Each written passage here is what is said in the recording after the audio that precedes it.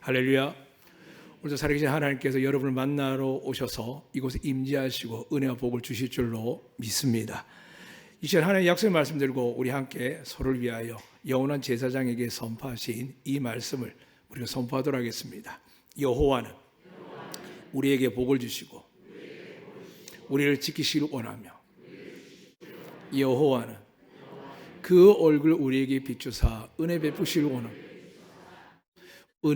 원하며 여호와는 그 얼굴 우리에게 향하여 드사 평강 주시길 원하노라 할지니라 하라. 아멘. 말씀을 전하는 중에 제가 이렇게 한 이유는 우리라는 단어가 와닿기 때문입니다. 나는 보호받아야 되고 나에게 하나님이 임하시고 역사하시는 것이 아니라 하나님이 이 시간 우리에게 선포하실 때 우리라는 단어를 주셨습니다. 하나님도 삼위일체 하나님이십니다. 이제 여러분이 우리라는 것을 깨닫기 시작할 때 하나님의 은혜와 능력과 권세가 여러분 삶에 들어가게 될 줄 믿습니다. 오늘 성경은 로마서입니다. 로마서는 어떤 뜻일까? 서자는 서편할 때 서자니까 로마라에게 보내는 편지겠죠. 로마가 어떤 나라였을까요? 이 세상 유일무이한 강력한 나라, 지금 중국하고 미국이 경쟁하고 러시아가 끼어들고 일본의 주변에 두린거리고 우리가 각 나라를 눈치 보는 나라가 아니라 유일무이하게 강력한 나라가 로마입니다. 그런데 그 로마에게 지금 바울이 복음을 전하고 가서 편지를 적는 겁니다. 로마는 문학적으로 지식적으로 학문적으로 뿐만이 아니라 정치적 경제적 지금도 민주주의 꽃을 피운 시대라고 이야기합니다. 최고봉을 이룬 학문과 의술과 많은 것들을 가진 나라고요. 미래를 예측하여 건축까지 하는 거 보면 놀라운 나라입니다. 그런데 그들에게 바울이 복음을 전하는 겁니다. 누가요? 자기에게 속국된 나라. 하루 이틀도 아니고 한두 번 달 한 해도 아니고 수없이 짓밟혔고 유리방하는 나라. 지금도 그들이 자랑하는 예루살렘 성전이 파괴되어서 어느 정도 유지되고는 있지만 곧 무너질 그 나라의 사람들이 와서 바울이 복음을 전하고 그들에게 편지를 하는 겁니다. 오늘 2000년 지난 우리에게는 얼마나 먼 이야기일 수도 있습니다. 그러나 하나님께서 로마에게 이 로마서를 복음 편지를 쓴 것처럼 이제 여러분 심령에 로마에게 한 것이 아니라 로마인에게 한 것이 아니라 21세기 살아가는 여러분에게 들려지시기를 주의 이름으로 축복합니다. 오늘 사도 바울은 원래 사울이었습니다. 왜 사울이었냐 하면 사울의 뜻은 큰 자, 바울은 작은 자의 뜻입니다. 그런데 이 사울이 왜 큰 자였냐? 집안이 아주 대단했습니다. 로마에 있었잖아요. 로마 시민권을 가진 몇 안 되는 사람이었고 최고의 스승 밑에 배워온 최고의 교육시설 아래서 배웠던 사람이었고 돈이 너무 많아서 주체할 수 없는 그런 가정의 사람이었고 또한 가장 중요한 것은 그가 하나님을 향한 열심히 있는 가문에 태어나서 하나님을 잘 믿었기 때문에 복을 받았다고 생각했습니다. 근데 그에게 도전이 온 거죠. 기독교인들이 나타나서 갑자기 자기들이 믿어 하나님을 부인하기 시작하더니 그들이 꿈꾸는 하나님의 영광과 나라, 강대한 다윗의 제국을 꿈꾸는 그들에게 그런 나라는 없다라고 이야기를 하고 더 나아가서 그 나라 외에 하나님 나라가 따로 있는데 그 나라에는 아무나 들어가는 것이 아니라 너희들처럼 준비된 자가 들어가는 것이 아니라 정말 예수 믿는 사람만 들어간다라고 복음이 전파되니까 이게 아이들 말로 미치고 팔딱 뛰는 겁니다. 하루 이틀 예수 믿었겠습니까? 교회 2, 3년만 다니도 어깨가 올라가고 직분만 받아도 뭔가 뿌듯해지는 게 우리인데 수천 년이나 태초부터 하나님을 믿은 백성이 그리고 지금 온갖 핍박과 환란 속에서도 그들 앞에 그리스 문화부터 헬라 문화부터 시작해서 지금 로마에 이르기까지 앞으로 수많은 나라에서 짓밟혀 왔지만 하나님 한 분 외에는 믿지 않은 그 백성들에게 지금 바울이 와서 이렇게 이야기하는 겁니다. 아니다.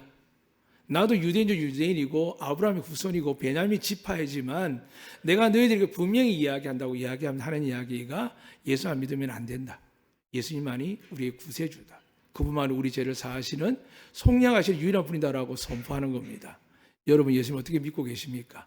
좀 더 복을 받기를 원하고 은혜를 받기를 원하고 자신이 형통된 일에 마음을 빼앗기거나 저 같은 목회자들은 교회가 부흥하는 것이 하나님 나라가 확장과 하나님의 구원의 역사 이런 것이 아니라 교인이 많아지고 재정이 많아지는데 마음을 갖고 있어서 상처받고 고통받는 이웃을 바라보지 아니하고 재력 있고 능력 있고 힘이 있고 있는 분들과 접촉하고 마음을 갖는다면 제가 과연 하나님께서 바라보실 때 너 참 착한 종이다라고 이야기하겠습니까?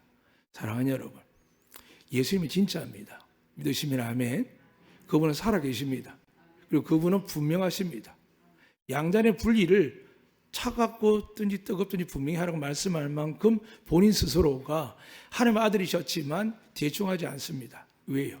제3을 위해서 누가 희생대물이 되어야 되는데 사람이 죽거나 동물이 죽어서는 1년도 못 간다는 걸 아는 사람들입니다. 근데 영원토록 제사를 받게 하고 영원한 구원을 이루기 위해서 하나님의 그 긍휼과 사랑과 인자하심이 이룰 수 있도록 하나님 아버지께서 아들에게 명령하셨을 때 아들은 내가 죽어야 된다는 걸 알고 있었습니다. 그리고 죽어야 되는 이유는 사람들이 만화를 하는 지금의 이스라엘 땅, 팔레스타인과 대립하는 땅, 수많은 중동 지역과 대립하는 볼품없는 사막 같은 땅이 아니라 하나님의 나라가 있음을 말씀하셨거든요. 그런데 사울이 깨닫지 못했습니다.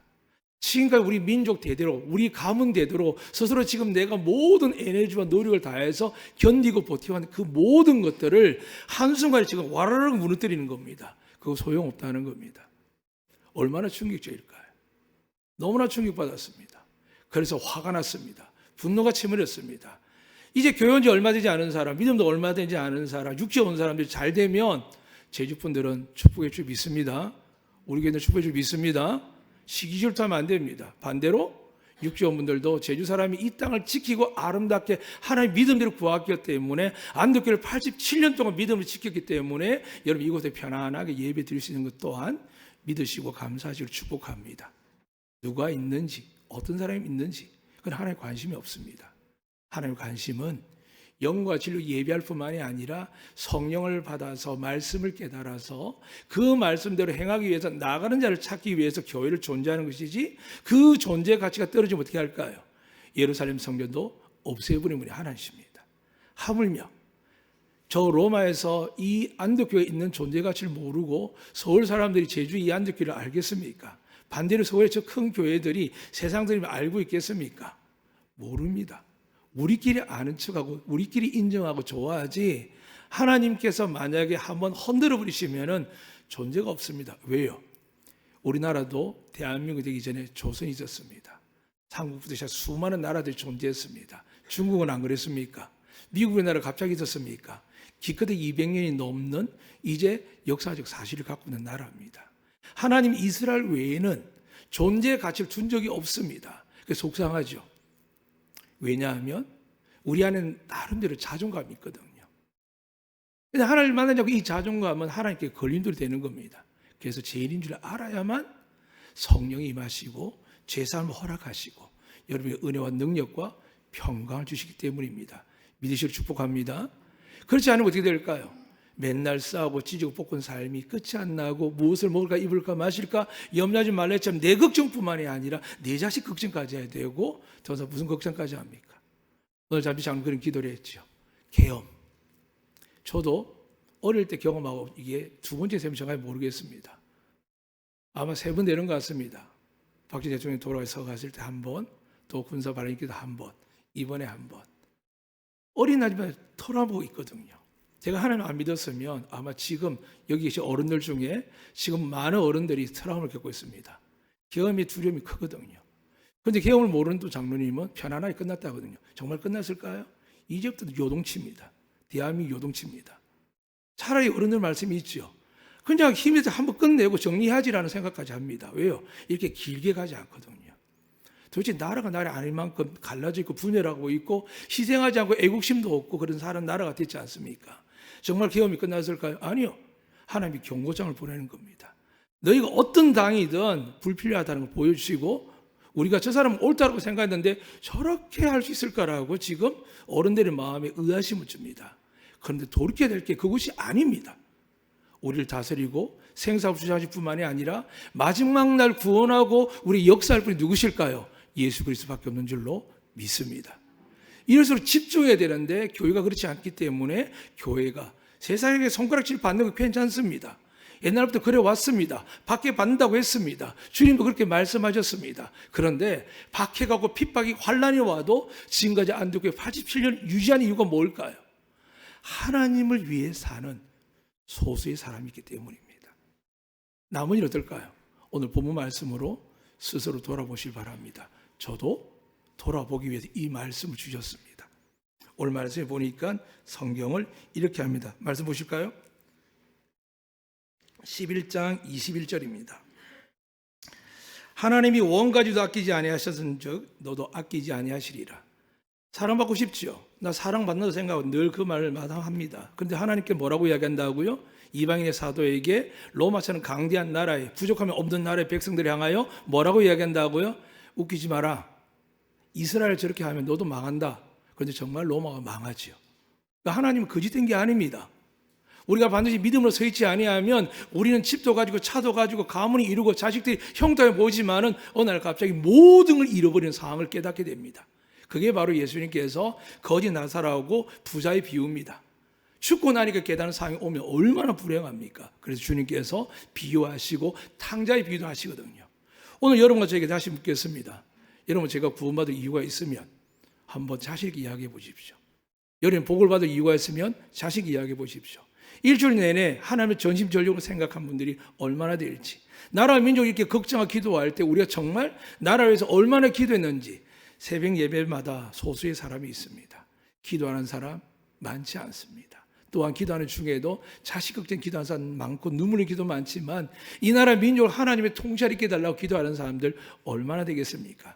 그러나 저희 교회 새벽에도 저와 장로님들이 계시고 권사님들과 집사님들이 함께 기도합니다. 이 땅의 한국교회가 그런 기도가 있기 때문에 하나님이 어떤 나라가 아니라 어떤 지도자가 세워도 우리는 망할 것 같고 잘 못될 것 같다 할지라도 하나님 능하신 손 안에 때가 되면 지키고 보호하시다가 또 그분이 원하시면 바꾸기도 하실 줄 저는 믿습니다. 그런데 여러분, 제 인생 어떻게 할까요? 나라가 이런들 저런들 여러분 직접적 삶과 여러분 자녀에게 문제가 발생할 때 어떻게 해결할까요? 오늘 주님께 말씀합니다. 원래는 사울이 왜 이스라엘 백성 핍박이 어느 정도냐? 사람을 잡아다가 죽이기까지 했습니다. 대표적인 사람이 스데반이었습니다. 초대교회 하나님께서 사도를 통하여서 그들이 말씀과 기도에 전념할 수 있도록 7 집사를 세웠거든요. 그중에 오늘 이야기는 장로님들이십니다. 성령 충만한 사람 택하셨거든요. 우리 장로님과 집사님, 권사님들 성령 충만 받으시기를 주의 이름으로 축복합니다. 성령 충만한 사람들이 교회를 위해 목숨 거는 사람들을 택하셔서 초대교회에 세웠습니다. 이 말할 때 참 마음이 아픕니다. 저 자신도요. 요즘 목회자들이, 요즘 항주익들이 과연 이렇게 살아갈까? 성경에서 이렇게 뽑아놨는데 이렇게 뽑힌 줄 알고 머리 숙여 안수받고 기도하고 고백했는데 우리가 이렇게 살아갈까? 누구 때문일까? 저는 무조건 제 잘못, 안덕교에서는 제 잘못이 크다 생각합니다. 그리고 이 땅의 교회들의 영적 지도자라면 영적 지도자지 못하고 예수님을 따라가지 못한 사람이 죄가 크다 생각합니다. 그러나 여러분, 방심하면 안 됩니다. 하나님은 너 그 목사 때문에 네 잘못한 용서 안 해라고 하십니다. 하나님은 여러분 이미 성경을 주셨고 성령을 주신 줄로 믿습니다. 탓할 수가 없습니다. 나 누구 때 어떤 일 때문에 탓할 수 없습니다. 이미 하나님은 십자가 위에서 더 이상 변명할 수 없다 다 이루었다고 선포하셨습니다. 그러고 나서 은혜를 주신 겁니다. 사울을 찍으셨습니다. 너무너무 하나님을 사랑합니다. 그런데 성경을 모르고 예수님을 모르고 어떻게 합니까? 예수 믿는 사람이 자기의 모든 걸 빼앗아가고 자기들의 소망은 다윗의 왕국이 아니라 보이지도 않는 나라, 하늘 나라를 이야기하고 원수를 싸워 이기라고 이야기하니까 원수를 지게 만들고 용서라고 이야기하니까 도무지 받아들일 수 없는 겁니다. 그래서 그들은 차라리 저들을 죽이자는 겁니다. 은혜를 깨달을 때 좋은 일이 많을까 힘든 일이 많을까요? 처음에 나이 좋지요. 성령 충만했어요. 근데 시간이 지나면 어떻게 될까요? 기도도 못하게 하고 말씀도 못 보게 하고 교회 봉사도 못하게 하는데 하나님 그건 구별하십니다. 자기 열정인지 성령이 이끄는 것 위해서 하는 것인데 대다수 사람들은 야 하나님이 이 교회에 안 계신 모양이다 라고 이런 사람 많습니다. 사랑하는 여러분, 성령을 온전히 받으시기를 주의 이름으로 축복합니다. 하나님 교회에 계십니다. 두세 사람 내일 모인 곳에 계실 줄 믿습니다. 그런데 우리가 그 은혜를 받았을 때 사울의 모양이 있는 겁니다. 그 아버지가 큰 자라고 찍어놓은 것 때문은 아니지만 그러나 하나님께 열심히 강했습니다. 그런데 그 열심히 강하다 보니까 자기가 알고 있는 말씀을 살펴보기만 하면, 예를 들면 십계명을 봐도 내 이웃을 내 몸처럼 사랑하라고 이야기하는 것도 봐도 그들을 사랑하고 용서하면서 설득하고 올 수 있도록 지혜와 능력을 겸비해서 불구하고, 재력을 겸비해서 불구하고 그는 어떻게 쓰느냐, 지식만을 붙들고 그들이 핍박하러 다니고 죽이러 다니는 겁니다. 그래서 하나님께서 그를 다메섹 도사에 만나주시죠. 이렇게 말씀합니다. 아유, 네가 참 열심히 믿었는데, 네가 잘했는데 내가 좀 못 도와줘서 미안하다. 아니요, 지금 이렇게 말씀합니다. 은경아, 은경아, 네가 왜 나를 박해하느냐. 나는 자기가 열심히 합니다. 지혜 열심히 합니다. 여러분 열심히 합니다. 그런데 자세히 살펴보지 아니하면 하나님을 박해하는 것처럼 보입니다. 왜요? 누구든지 예수께 나와서 하나님을 영접하고 믿으면서 생활하게 돼야 되는데, 내가 믿는 내 신앙과 내 삶을 통해서 내가 정한 기준은 하나님 기준이나 내 기준을 통해서 많은 영혼들이 왔다가 돌아가기도 하고 실족하기도 합니다. 물론 여러분 책임이 있고 저희도 책임이 있고 그들에게 책임이 있습니다. 그래서 오늘 우리는 누가 필요할까요? 그래서 예수님이 사울을 만났습니다. 사울아, 사울아, 네가 왜 나를 박해하느냐. 나는 네가 박해하는 예수다라고 합니다. 그때 사울이 어떻게 합니까? 앞이 보이지 않는 상태 속에서 어찌할 바 모르는데 태어나서 처음 주의 음성을 듣는 겁니다. 사랑하는 여러분, 주의 음성을 들으시기를 주의 이름으로 축복합니다. 그분은 살아계셔서 우리 외모를 보지 않습니다. 우리 허물을 보지 않습니다. 여러분 살아가는 내내 그건 반복될 겁니다. 그것 때문에 하나님이 죽을 이유도 없습니다. 하나님이 원하시는 건요, 날마다 그러할지라도 주님 앞에 나와 죄를 자복하고 회개하고 또 나와 그분의 의를 위해 살아갈 때 내가 착하고 깨끗하게 사는 것도 중요하지만 더 중요한 게 뭘까요? 예수님이 가신 길을 따라가는 사람이 하나님의 사람이며 성령의 사람입니다. 좀 심각하게 말씀드리겠습니다. 주님이 하신 말씀입니다. 내가 너 아버지보다, 어머니보다, 내 아내보다, 내 자식보다, 너 자신보다 나보다 더 사랑하면 내게 합당치 않다. 이 말을 하나님께서 아웃시켰다는 이야기입니다. 그냥 제자 정도 못 되는 정도에 빠져나서 적당한 선에서 그래도 구원을 받겠다? 아니요. 하나님은요 99.9%가 없습니다. 100% 완벽한 분입니다. 믿으시면 아멘. 그 완벽한 분이 우리가 완벽할 수 없으니까 어떻게 한다고요? 예수 그리스도를 주신 줄로 믿습니다. 그리고 그분을 주시고 나서 더 이상 제 아래 있지 않도록 진리를 주셨습니다. 근데 이 진리가 세상의 사람들뿐만이 아니라 저 같은 목회자도 잘못 가르치고 수많은 이단들이 자기 유익에 맞게 혹은 자기가 체험한 환상과 경험에 의해서 말씀을 보지 아니하고 예수님이 십자가에 죽기까지 너희가 섬기는 종이 되라고 했는데 불구하고 아방궁지에 앉아서 성도들 착취하고 착복하는 일들, 예수님과 정다른 삶을 가는데도 불구하고 사람들은 그가 어떤 말과 능력이 보인다고 해서 따라갈 때 예수님이 말씀하셨습니다. 이제 이 세상에 적그리스도가 많을 거라고요. 여기 있다 저기 있다 하지 말라고요. 사랑하는 여러분, 여러분 마음속에 하나님 아들 예수님이 계신 줄로 믿습니다. 어떻게 해요? 말씀이 하나님이시고 말씀이 육신이 되어 오신 분이 예수님이시기에 여러분이 예수님의 말씀을, 하나님의 말씀을 갖고 있으면 여러분 안에 예수님이 계신 줄로 믿습니다. 그런데 아담도 창조할 때 엄마가 낳은 게 아닙니다. 진흙이었지만 하나님의 성령을 위해서 생명을 받고 하나님의 영을 받고 사람이 되었거든요. 그런데 그가 놀라운 그 충만한 축복 안에 있었지만 욕심에 이끌려. 그런데 욕심이 어찌 나타날까요? 두려움과 염려에 이끌려가지고 요걸 가지고 있어야 내 자녀가 든든할 텐데 요거 정도를 물려줘야 내 자녀가 살아는데 힘이 안 들린다 하면서 하나님과 말씀이 아니라 기도의 능력이 아니라 예배의 자세가 아니라 세상의 방식대로 하면서도 하나님 것이라고 끊임없이 거짓말하고 가짜로 갖다 붙이면서 교회에서 또 강단에서 목회자들이 세상의 성공을 하나님의 성공이 전부이냐고 이야기할 때 우리 영혼이 병들 뿐만이 아니라 우리의 고난과 역경 풀어나갈 방법을 못 찾는 겁니다. 주님도 십자가에 견디신 분입니다. 우리의 고난이, 고통이 얼마나 크다고 주님과 비교하겠습니까? 그러나 피곤하고 지치고 돈이 쓸 게 부족하면 우선순위가 어떻게 될까요? 주님 말씀하십니다. 내 돈이, 내 보화가 있는 곳에 내 마음이 있다는 겁니다. 자식이 있습니까? 여러분 합당치 않습니다. 남편이 미래에 있습니까? 사업이 미래에 있습니까? 내일을 염려하지 말라고 오늘 일에 열심을 다하라 하셨는데 모든 것들이 말씀을 보면 헛됩니다. 그런데 왜 우리가 어떻게 살아갈까요? 이 시간도 예수님이 여러분과 저를 향하여 이렇게 말씀합니다. 하나님이 세상을 이처럼 사랑하사 독생자를 주셨으니 이는 저를 믿는 자마다 멸망치 않고 영생을 얻게 하려 하심이라. 믿으시면 아멘? 그렇습니다. 하나님이 지금까지는 예수님이 재림할 때까지는 어떤 기회를 주냐 하면 회개하고 회개할 수 있는 기회를 주시고 그분의 품에 안고 또 안으려고 기다리십니다. 그런데 그분을 바라보지 않고 그분의 말씀에 집중하지 않으면 어떻게 될까요? 저 같은 목사들 넘어지는 거 많이 보셨죠? 한국의 위대한 큰 교회 목사님들이 지금 헤매는 거 많이 보시죠?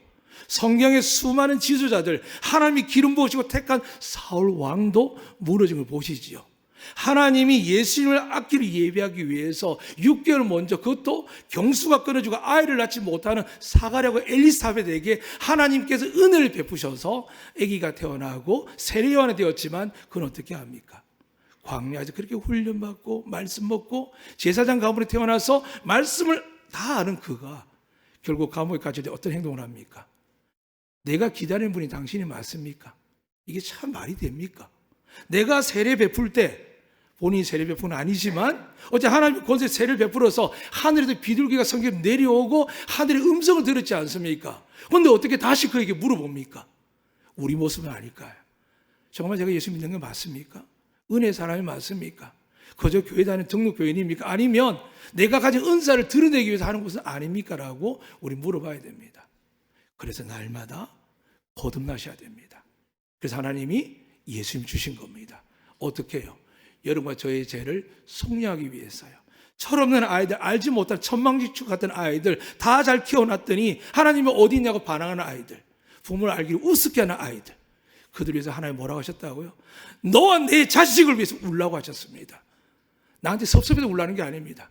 저대로 뒀다가는 구원은커녕 은혜도 받지 못하고 하나님의 은혜의 보좌 앞에 나가지 못하는 그 고통과 아픔 때문에 울라고 하는데, 좋은 직장 보내려고, 좋은 삶이 되게 하려고, 좋은 사람한테 결혼하는데 목적이 있는 우리 인생을 향하여 하나님 뭐라고 하시겠습니까? 그래서 하나님께 말씀하는 겁니다. 내가 참 감람나무 이스라엘을 지금도 저렇게 전쟁통에 버려두는데 하물며 대한민국이냐? 대한민국을 내가 마음만 먹으면 전쟁통 안 만들겠냐는 겁니다. 하나님 그 말씀하시는 겁니다. 서울의 전쟁입니다. 청년이 집의 문제, 직장의 문제, 삶의 문제. 그러니까 지네들 살 길이 답답하니까 부모를 바라보지 못하는 애들은 아예 내팽이 결혼도 안 하고 애도 안 놓고 삽니다. 하나님은 아브라함을 택하셔서 믿음의 복을 잃게 하셨거든요. 네가 나를 믿기 때문에 하늘의 별처럼 땅의 모래알처럼, 아니 이제 집에 나와서 가진 것도 없고 밭도 없고 목장도 없고 양떼도 없는데 어떻게 그렇게 하십니까? 묻지 않았습니다. 순종하고 나갔더니 때를 이루어서 조카 로드하고도 엄청나게 갈라설 수밖에 없었습니다. 그랬을 때 아브라함 어떻게 합니까? 믿음을 가진 사람은 가져가라. 네가 좋은 곳을 가라는 겁니다. 오늘날 교회가 성도가 뺏기기 싫어서 얼마나 법으로 많이 합니까? 얼마나 많이 다툽니까? 감정 싸움을 합니까? 조금 누가 자기를 가져가려고 하고, 아니죠. 그게 누구 겁니까? 하문영 권사님. 하문영 권사님 누리는 게 누구 겁니까? 하나님 거 아닙니까? 그런데 그 하나님 것을 내가 지키려고 하다 보니까 어떻게 될까요? 사람들하고 대립하고 문제가 발생하는 겁니다. 하나님 주셨으면 하나님 뜻대로 사용하면 30배, 60배, 100배, 그것도 싸움, 다툼, 남이 빼앗을 수 없는 안전하게 복을 주실 줄로 믿습니다. 그분이 하나님이십니다. 왜요? 독생자를 주시면서 우리를 구원할 정도가 아니라 이 땅에서 고아처럼 유리방황하는 우리들, 세상의 공중에서 잡은 마귀가 여러분을 삼키려고 할 때에 여러분을 지키기 위해서 유일무이한 하나님의 아들이 하늘과 땅의 권세를 가진 그분이 이 땅에 오셔서 죄의 문제를 해결할 뿐만이 아니라 그 이름을 믿고 그 이름을 기도하면 어떻게 한다고요? 무엇이든지 응답받는 겁니다. 사람 찾아다니지 마세요. 세상의 방법을 구하지 마세요. 최선을 다해서 사세요. 정직하게 사세요. 죽게도 하듯 열심히 살아가세요. 하늘의 하감에 하나님 보시고 그들이 평가하고 그들의 힘과 능력과 그들의 파워로 여러분 축복하는 게 아닙니다. 지금 이스라엘 붙들 하나님이 대한민국 분단국가 지금 70년 넘었습니다. 붙들고 계십니다. 그런데 전쟁학자들은, 세계 위기학자들은 항상 이야기합니다. 대한민국 제일 위험하답니다. 어떨까요 지금? 미국 형님 전화 왔습니다. 야, 미국은 큰일 났다. 대한민국 끝났단다. 지금 미국 사람들 철수하고 투자도 다 빠져나왔는데 미국은 그렇게 이야기합니다. 그런데 재미있는 이야기 있었습니다. 워싱턴 포스트에서 뭐라고 됐냐면 대한민국 대통령이 여자 때문에 망한다는 식으로 적어놨습니다. 하나님이 얼마나 우습겠습니까? 언제 하나님이 대한민국을, 우리나라를 김일성 손에 맡긴 적이 있습니까? 통치 손에 맡긴 적이 있습니까? 그분의 능하신 원 안에 교회를 보호하시고 소외되고 가난하고 병든 이웃들 돌볼 참된 교회들 때문에 심판을 미루고 기다리시면서 오늘도 안독교회 은혜 내리시는 것처럼 여러분을 택하시고 복을 주시기 위해서 오늘도 여기에 불러주신 줄로 믿습니다. 사랑하는 여러분, 그래서 오늘 바울이 이렇게 이야기합니다. 예수님 만나고 나서 자기 죄를 깨달았습니다. 그래서 자기는 거룩하다 생각했거든요. 오늘 보면 11장 1절에 뭐라 되어 있습니까? 제가 읽어드리겠습니다.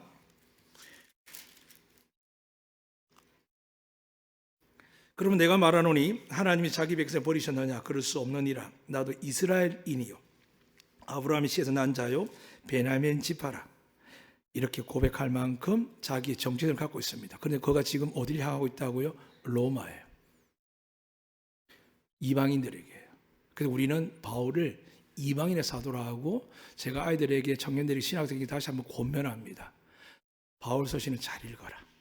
바울 서신 믿음을 읽으면 바울 서신 통해서 이 한국 땅에 여러분과 사역하는 공간에 역사하는 그분을 만날 거다라고 이야기를 자주 해줍니다.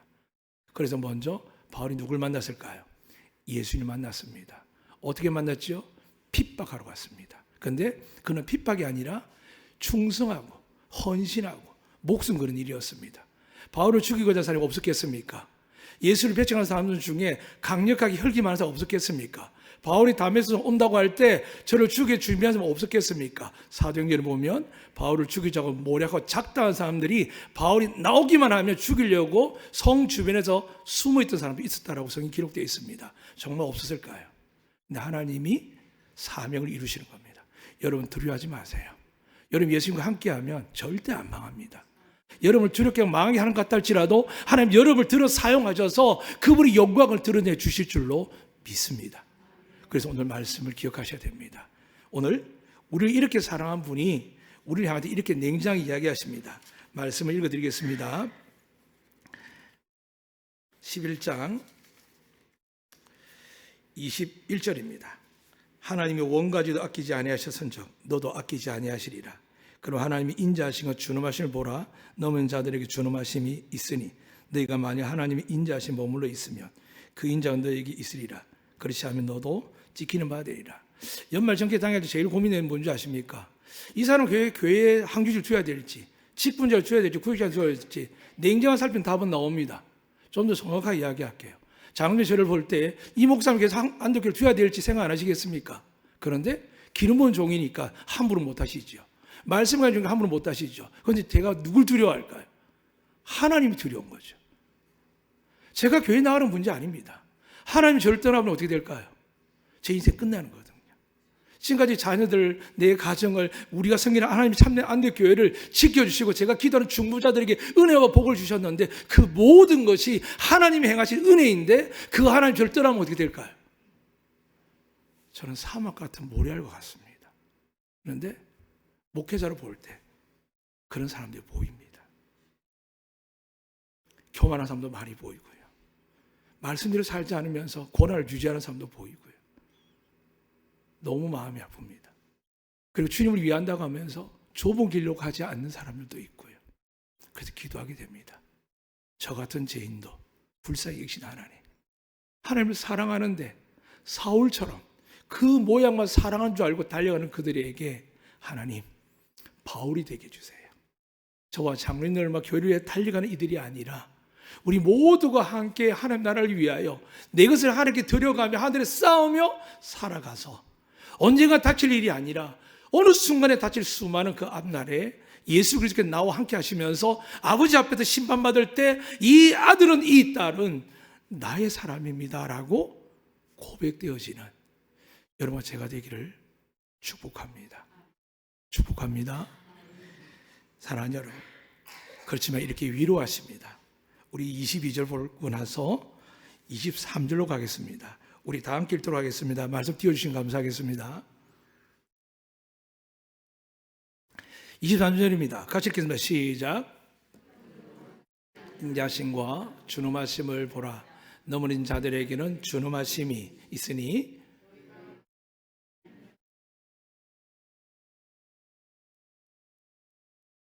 23절이 중요합니다. 23절 다 같이 읽겠습니다.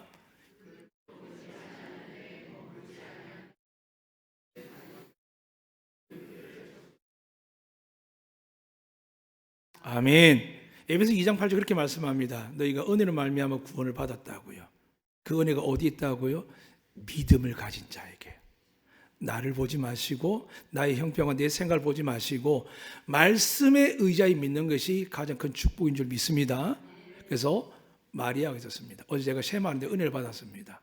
아이들에게 은혜도 받았지만 그 영상을 만든 분이 이걸 어떻게 표현했을까 하는 생각이 들었습니다. 어떤 내용이냐면 사가랴는 세례가 낳기 전에 이렇게 나는 나이도 많고 아내가 경수가 그래서 아기 못 갖습니다 하니까 재밌게 표현해서 천사가 네가 안 믿는 거지 하면서 입을 탁 치더니 아기가 태어나면서 말을 못하게 하는 겁니다. 근데 마리아가 천사 또 나타났습니다. 너에게 세상을 구원할 구세주를 낳게 할 건데 그 이름을 예수라고 임마누엘 하라는데 마리아가 처음에는 나 아직 결혼 안 했습니다. 남자 모릅니다 할 때 거기서 똑같이 천사가 하는데 갑자기 마리아가 탁 엎드리면서 주의 계집종이오니 말씀대로 하시옵소서 하면서 놀라운 사건이 일어난 겁니다. 사랑하는 여러분, 오늘도 말씀 앞에 서 계신 여러분을 축복합니다. 말씀의 의자에 순종하여 나아가시면 새로운 날들이 성령께서 여러분을 지키시고 보호하시고 은혜 내려주실 줄로 믿습니다.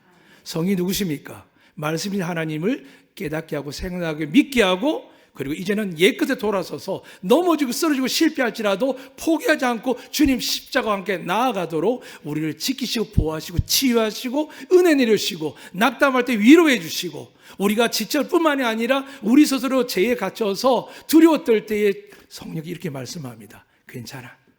너를 위해서 죽은 예수님이 있단다.